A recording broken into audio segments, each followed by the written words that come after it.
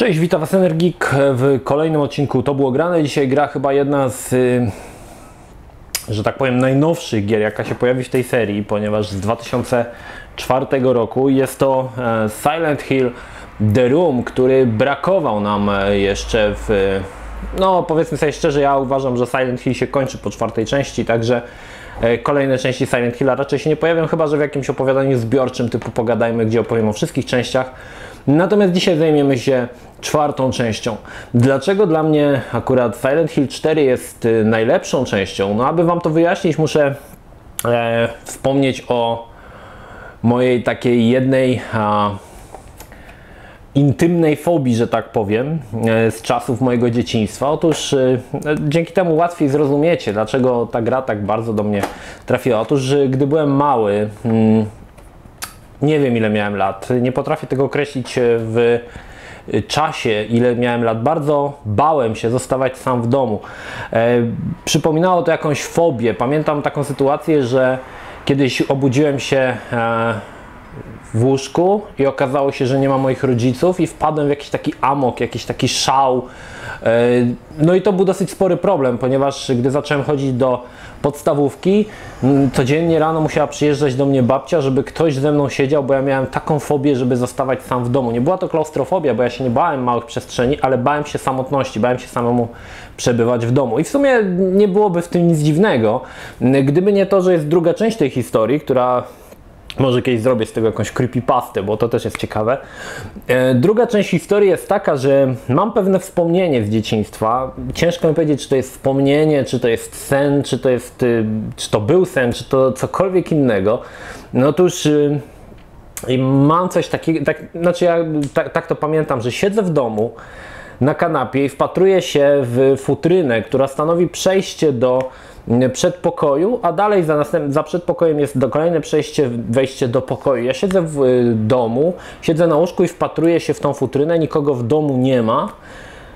Jest całkowita cisza, taka cisza, że aż dzwoni w zębach, dzwoni w uszach i nagle ktoś przedpokoju przechodzi i ja widzę go przez ułamek sekundy w tej wnęce właśnie, gdzie jest futryna i on jakaś postać przechodzi, jednakże nie przechodzi ona tak, jakby mnie nie zauważyła. Ona doskonale wie, że ja jestem sam w domu i patrzy się na mnie, przechodzi tak trzymając głowę z boku, patrząc się na mnie i to tyle. I potem już więcej się nie pokazuje, chociaż to jest takie dosyć traumatyczne przeżycie. Postać, która przechodzi, dzisiaj już tak za bardzo nie pamiętam, coś mi się kojarzy, że ona miała brodę i jakąś taką zniekształconą twarz. Kiedyś mojej mamie to powiedziałem, słuchajcie. No jak byłem młodszy, powiedziałem o tym moim wspomnieniu, o tym moim właśnie takim lęku. Moja mama się na mnie tylko dziwnie spojrzała, nic nie powiedziała, odwróciła się i poszła robić obiad. Zupełnie jakbym jej w ogóle tego nie powiedział. Potem już nigdy do tego nie wracałem i jest to takie dosyć traumatyczne przeżycie i w pewien sposób rozumiem głównego bohatera, Henry'ego Townshenda, który znajduje się w pokoju 302 w grze Silent Hill 4 The Room.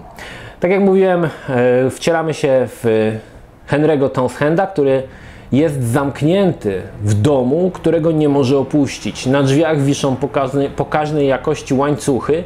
Każda próba komunikacji ze światem zewnętrznym, czy to walenie w drzwi, czy używanie telefonu, spełza na niczym. Henry nie może opuścić tego pomieszczenia. W pewien sposób jest to taka sytuacja, że miejsce naszego zamieszkania, które jest naszym takim azylem, spokoju, bezpieczeństwa, nagle staje się Twoim wrogiem. I to jest dokładnie ta sytuacja, którą ja przeżyłem będąc małym dzieciakiem, gdy miejsce, w którym mieszkam, nagle staje się moim wrogiem, z którego muszę się wydostać. Nie zapomniałem wspomnieć, że oczywiście, gdy wpadałem w ten amok, próbowałem wszystkimi możliwymi sposobami wydostać się z mieszkania, ale mi się to nigdy nie udało, więc... Ale to była tylko taka jedna sytuacja, ale bardzo traumatyczna i pamiętam ją do dzisiaj i tak jakoś zapadła w mojej psychice, że potem, tak jak mówiłem, przez wiele lat babcia musiała ze mną siedzieć, żebym nie był sam w domu, gdy rodzice byli w pracy, a ja szedłem do szkoły bądź wracałem ze szkoły. No dzisiaj to oczywiście już o tym nie mam tej fobii, no ale kiedyś oczywiście ta fobia no, była dosyć sporym problemem. W odróżnieniu od pozostałych 3 części Silent Hilla, 4. część wrzuca nam całkowicie coś nowego. Wielu graczy zarzuca, że jest to słaba część z tego względu, że jest za mało Silent Hilla w Silent Hillu. I faktycznie całość dzieje się w miasteczku Ashfield. Właściwie gra jest podzielona na dwa etapy. Pierwszy etap to gdy poruszamy się po mieszkaniu z widokiem FPP, czyli widokiem z oczu. Możemy poruszać się po całym mieszkaniu, wchodzić do pokoju, łazienki. I druga część, gdy Henry jednak opuszcza mieszkanie poprzez dziwne wyrwy w ścianach. Nie opuszcza tak naprawdę pomieszczenia wychodząc przez drzwi, ale pojawiają się różne dziwne wyrwy w ścianach, to są jakby portale i wtedy Henry może opuścić to pomieszczenie i znajduje się w różnych miejscach, które przywodzą na myśl Silent Hilla i chyba to nawet jest Silent Hill, o ile dobrze kojarzę. Powiem szczerze, że to jest ciężko powiedzieć, bo nigdzie nie ma konkretnej podpowiedzi, że to jest, ale może to być, a może po prostu już grałem troszkę też, przyznam szczerze, że ostatnio to jadę na po prostu resztkach sił. Nieważne. W każdym razie Henry przenosi się do tych różnych miejsc, między innymi do lasu i wtedy gra zamienia się standardowy widok Silent Hillowski, czyli widok z trzeciej osoby. Tak jak powiedziałem, wiele osób zarzucało, że jest za mało Silent Hilla w Silent Hillu. W mojej ocenie wyszło to dosyć dobrze.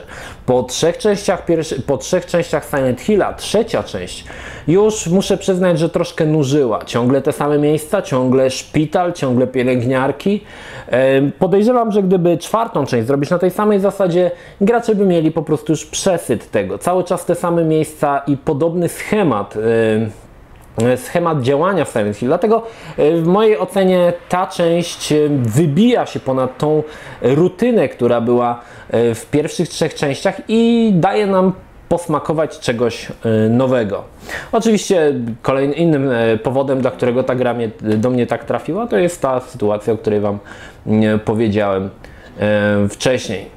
Jednakże gra posiada jedną bardzo poważną wadę i to jest wada tak ogromna, że przyznam szczerze, że prawdopodobnie wielu graczy zrezygnowało z grania w tą grę z tego powodu. Niemniej jednak no można to jakoś tą gorzką pigułę przełknąć i przejść tą grę, ale oczywiście to już zależy od Was.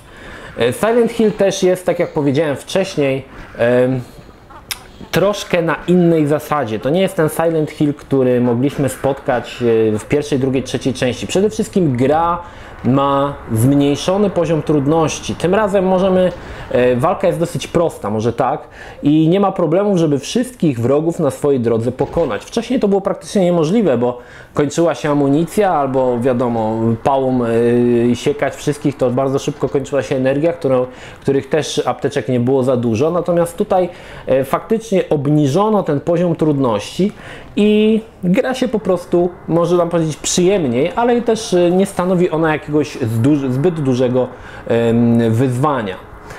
To, co mi się w grze podobało, to ten tryb FPP, który został bardzo fajnie zaimplementowany. Pomieszczenie, w którym się znajdujemy, czyli nasze mieszkanie, nie jest duże. Przejście z jednego końca do drugiego zajmie pewnie z 15 sekund.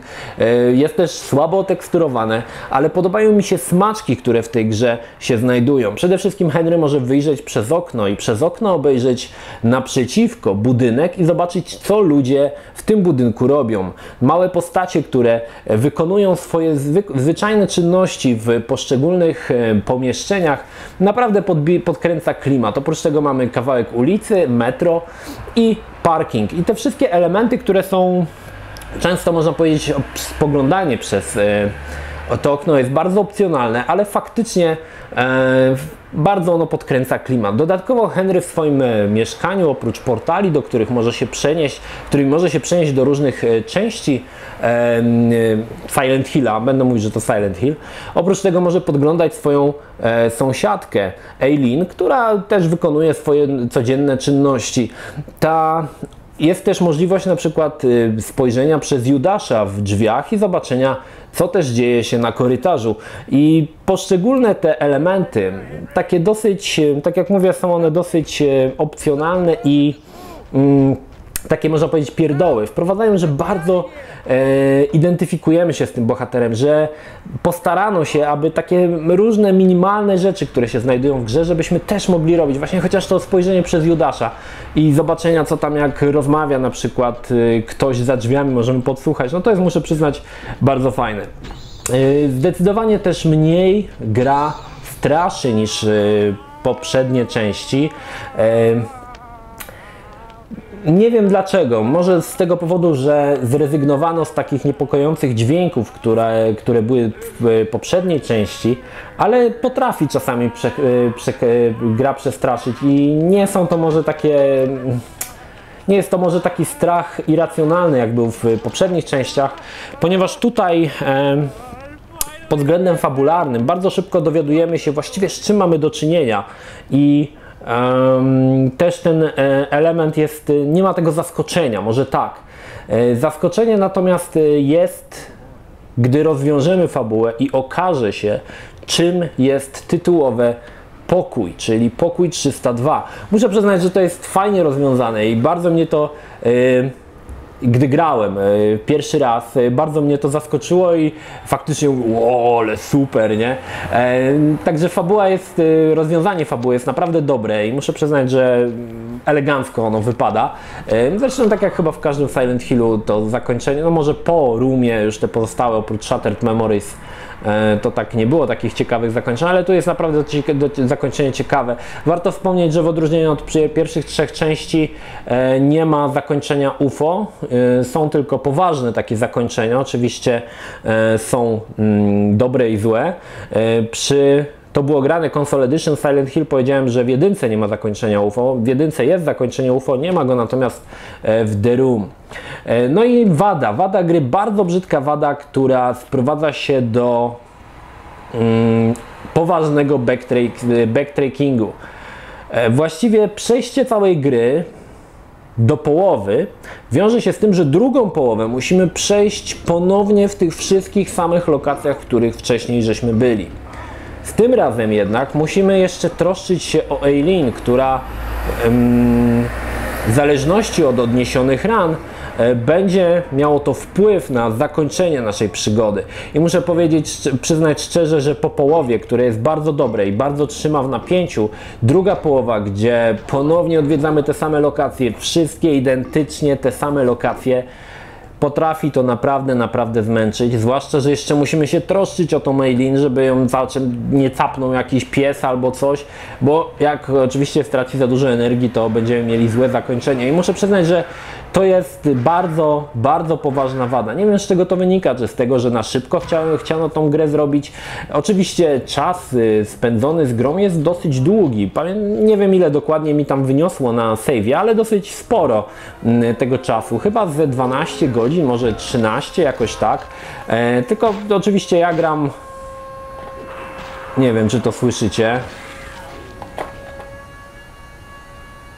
Jakby ktoś odpalał DeLoreana i nie miał Plutonu. Także słuchajcie, no i wypadłem z rytmu przez ten po prostu jakiś dziwaczny gwizd. Tak to jest nagrywać blogi w domu. No nie wierzę, jeszcze teraz o wyższej częstotliwości. Po prostu, gdyby to była ta syrena z Silent Hilla, to nawet bym się cieszył, ale to po prostu... Dobra, próbujemy dalej. Mam nadzieję, że tego aż tak nie słychać na mikrofonie, który mam tutaj. Słuchajcie, także Silent Hill, ogólnie 4. część jest jedną z moich ulubionych części. Po części dlatego, że stanowi pewne rozwinięcie idei, które były w pierwszych 3 częściach, a po drugie stanowi po prostu coś całkowicie nowego. Pudełko, które widzicie, jest to taki mini big box. To nie jest big box ten taki z tych dużych, aczkolwiek co ciekawe, ten duży big box też się pojawił w Polsce. Był wydany przez firmę CD Projekt i w tym dużym Big Boxie okładka była dokładnie taka sama, ta grafika na okładce była taka sama jak na grafice z Silent Hill z tej gry w Keep Case DVD, czyli w tym pudełku DVD. Ta grafika była przeniesiona na duże pudełko. To pudełko, które mamy, jest to wydanie amerykańskie, jest nawiązaniem do poprzednich części Silent Hilla, tej samej wielkości. One były w takich mini big boxach i one po prostu na półce fajnie wyglądają, bo one są wszystkie takiej samej, od tych samych gabarytów. Dzisiaj gra bardzo rzadko spotykana. Na eBayu można kupić za ciężkie pieniądze, na Allegro raczej się na razie nie trafiłem, chyba żeby ktoś to sprzedawał. Oczywiście mówimy o tym big boxie. No i muszę przyznać, że sporo czasu mi zajęło zdobycie tej gry, ale jak widzicie mam ją u siebie. Ok, zobaczmy co jest w środku. Komuś nie idzie odpalanie tego DeLoreana. W odróżnieniu od dwóch poprzednich części, które jak pamiętacie, 2 i 3 Silent Hilla miały płyty w czarnych kopertach, co było takie dosyć znamienne. Tutaj niestety już Konami bidnie stworzyło, ponieważ dostajemy przezroczyste pudełko, nawet bez koszulki. To jest dziwne dosyć, ale tak faktycznie wyglądało. Ta płyta była nawet bez koszulki, tylko taka po prostu płytka przezroczysta i manual. I w sumie to wszystko. Jednakże warto wspomnieć, że w latach, no właściwie to nie lata 90., to lata tam powiedzmy już 2004, manual co ciekawe w kolorowy. Może tutaj tego nie widać, ale później, gdy gry jeszcze były w big boxach i posiadały manuale, później albo wcześniej, no w zależności od tego, na jakie gry patrzymy, manual też pełnił taką troszkę rolę artbooka, gdzie mieliśmy bardzo ładne grafiki. No tutaj też są co prawda te grafiki, może one nie są jakoś super piękne, ale też możemy zobaczyć głównych bohaterów, to są chyba rendery, jeżeli zerknę, tak? Także muszę przyznać, że manual na plus, na spory plus, oczywiście jest on bardzo cienki, no ale coś za coś. Słuchajcie, graficznie Silent Hill nie jest jakimś mocnym tytułem. Szczególnie moment, w którym sterujemy w widoku FPP jest bardzo słaby. Szczególnie tekstury są tak rozmazane, że po prostu pierwszy raz jak to odpaliłem, to myślałem, że coś mi się stało z kartą graficzną albo gram na jakichś minimalnych ustawieniach, bo faktycznie tekstury są strasznie pomazane i właściwie no ciężko zobaczyć, czy my patrzymy na książkę, czy na gazetę, czy po prostu na jakiś, na coś cokolwiek innego. Także tutaj jest dosyć spory problem. Sytuacja zmienia się troszkę, gdy przechodzimy przez portal do na przykład lasu i tam już mamy grafikę z widoku trzeciej osoby. Wtedy graficznie wygląda to dosyć dobrze. Podobnie jak w poprzednich częściach, bardzo wysokiej jakości modele postaci. To powiem szczerze, że to robiło ogromne wrażenie, bo postacie wyglądają naprawdę zacnie i profesjonalnie. Szczególnie, że 2004 rok to nie był jakiś taki rok, gdzie już były takie gry, wiadomo, super wykonane, ale warto wspomnieć, że te dobre modele postaci pojawiały się też we wcześniejszych Silent Hillach, nawet w 2 te postacie nadal były świetnie wykonane i w 3. No i tutaj oczywiście to się nie zmieniło. Konami przywiązało bardzo dużą wagę do tego, żeby postacie wyglądały wiarygodnie i wyglądały wiarygodnie i to się zdecydowanie udało. Słuchajcie, czy warto grać dzisiaj w Silent Hilla? The Room to jest oczywiście moja całkowicie subiektywna ocena. Warto zagrać, jeżeli chcecie zagrać tylko w jednego Silent Hilla, zagrajcie w The Room. W mojej ocenie jest to najlepszy Silent Hill z całej serii. Wiele osób się ze mną nie zgodzi, wiele osób powie, że bluźnie, ale oczywiście to jest kwestia tak jak mówię, kwestia indywidualnego podejścia, tak? Jednym się podoba 1 najbardziej, innym 2, innym 3. Mnie najbardziej podoba się 4, chociaż bardzo często 4 jest opluwana przez graczy z tego powodu, że tak jak mówiłem wcześniej, za mało Silent Hilla w Silent Hillu. Niemniej jednak warto się zapoznać z historią Henry'ego Townshenda, dowiedzieć się, co się stanie, gdy wyjdzie z pokoju 302 i czym tak naprawdę jest tytułowy pokój. To tyle. Pozdrawiam Was, Energii, trzymajcie się, do następnego. Cześć. La,